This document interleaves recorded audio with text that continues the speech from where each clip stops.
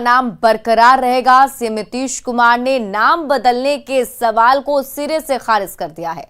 दरअसल कुछ दिन पहले बीजेपी के एक विधायक ने बख्तियारपुर का नाम बदलकर नीतीश नगर करने की मांग उठाई थी।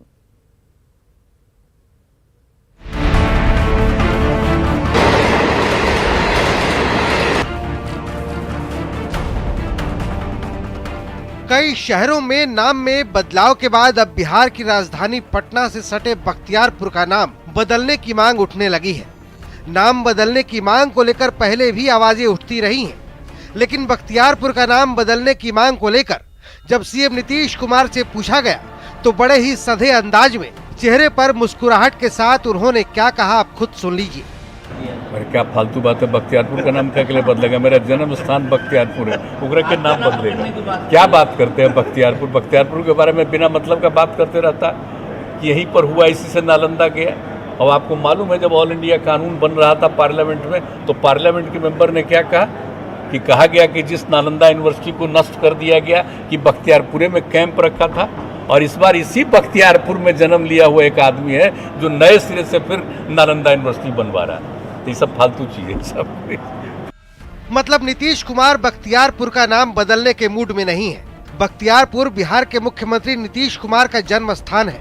ऐसे में बख्तियारपुर का नामकरण मुख्यमंत्री के नाम पर करने की मांग बीजेपी नेता हरिभूषण ठाकुर बचौल की ओर से उठाई गई है। निश्चित रूप से बख्तियारपुर का नाम बदलना जाना चाहिए, क्योंकि बख्तियार खिजली नालंदा विश्वविद्यालय को जलाया था और वहाँ के कालाल जो बिहार का विकास पुरुष है उसका नाम बख्तियारपुर का नीतीश नगर हो या स्वतंत्रता सेनानी के नाम पर श्रीभद्र याजी वहाँ थे स्वतंत्रता सेनानी, माननीय मुख्यमंत्री जी के पिताजी थे स्वतंत्रता सेनानी, या तो स्वतंत्रता सेनानी के नाम पर हो या नीतीश नगर उसका नाम रखा जाए। दरअसल बख्तियारपुर का नाम बख्तियार खिलजी के नाम पर आज भी है। वही बख्तियार खिलजी जिसने पूरी दुनिया में ज्ञान का केंद्र रहा नालंदा यूनिवर्सिटी को आग के हवाले कर नष्ट कर दिया था और भारतीय संस्कृति का अपमान किया था।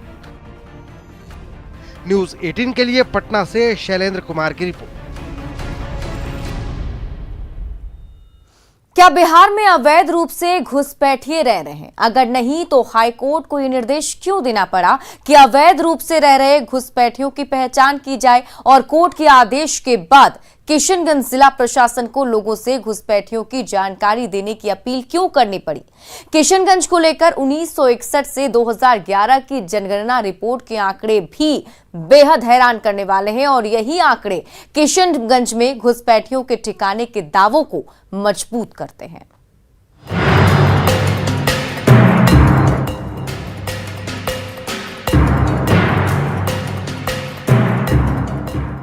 किशनगंज जिला प्रशासन की ओर से जारी यही वो पत्र है जिस पर बिहार की सियासत गर्मा गई है। 18 अगस्त को पटना हाईकोर्ट के एक आदेश के बाद किशनगंज जिला प्रशासन ने यह पत्र जारी कर लोगों से अपील की है कि इलाके में अवैध रूप से रह रहे प्रवासियों के बारे में जिला प्रशासन को जानकारी दें ताकि घुसपैठियों की पहचान की जा सके। लेकिन इस पत्र पर MIM के प्रदेश अध्यक्ष ने आपत्ति जताते हुए सरकार की मंशा पर ही सवाल उठा दिए हैं। कई जगह कई अंदाज से पत्र निकाला गया है।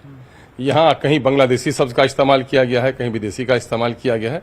अवैध रूप से जो लोग भी रह रहे हैं हम खुद उसकी मुखालिफत करते हैं, लेकिन बांग्लादेशी शब्द लिख करके उस क्षेत्र में बांग्ला भाषी बोलने वाले मुसलमानों को कहीं न कहीं छींटाकशी करने की कोशिश नाजायज की जाती है। भले ही वे अवैध रूप से रह रहे लोगों की जांच की मांग का समर्थन कर रहे हैं, लेकिन MIM की पूरी सियासत इसी पर टिकी हुई है।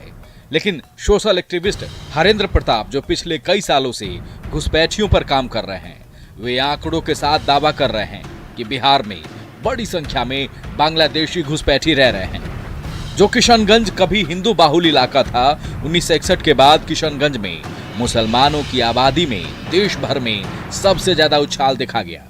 देश भर में मुस्लिम जनसंख्या घुसपैठ के बाद भी 3.54 बढ़ी है और बिहार में भी 3.39 बढ़ी है। लेकिन किशनगंज प्रॉपर जो प्रखंड है वहां जनसंख्या लगभग 15% मुस्लिम की बढ़ गई है।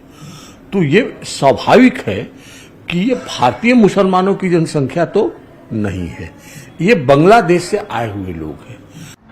तो 1961 के बाद किशनगंज में एक धर्म विशेष की आबादी की तस्वीर बदलती चली गई और जब कोर्ट के निर्देश पर घुसपैठियों की पहचान का काम भी किशनगंज से शुरू हुआ है, तो बीजेपी नेता जहां घुसपैठियों को हर हाल में बाहर भेजने की बात कह रहे हैं, वहीं अल्पसंख्यक कल्याण मंत्री अवैध रूप से रह रहे लोगों की जांच और पहचान के पक्ष में समर्थन में खड़े हैं। पूरे बिहार में ऐसे लोग हैं, आपके दरभंगा में भी ऐसे लोग हैं। घुसपैठी और देशद्रोही जो भी हैं उनको चिन्हित किया जाए और वो निकाल बाहर किए जाएंगे। अवैध कहीं भी कोई हो, अवैध हो तो अवैध रह रहा है तो जांच होनी चाहिए। कौन आदमी है, कहाँ से आया है, कैसा आदमी है, और उसमें कुछ धर्म और जात से मतलब नहीं है। बिहार में जनसंख्या नियंत्रण पर कानून की मांग को लेकर पहले से ही राजनीति गर्म है और ऊपर से अब घुसपैठियों की पहचान की कवायद पर बिहार के सियासी गलियारे में जुबानी जंग और तेज कर सकती है। आनंद अमृतराज, न्यूज़ 18 पटना।